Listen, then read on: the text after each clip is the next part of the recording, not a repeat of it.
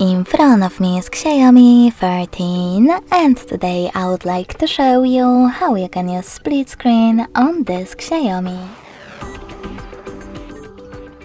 First of all, open one of your apps that you wish to use in split screen view.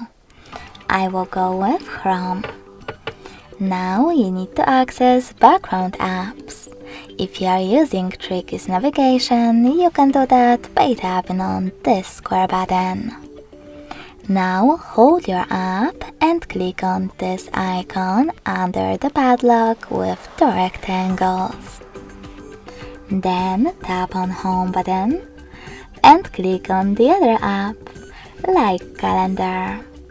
Or if it's not available, select the other one, in my case Gallery.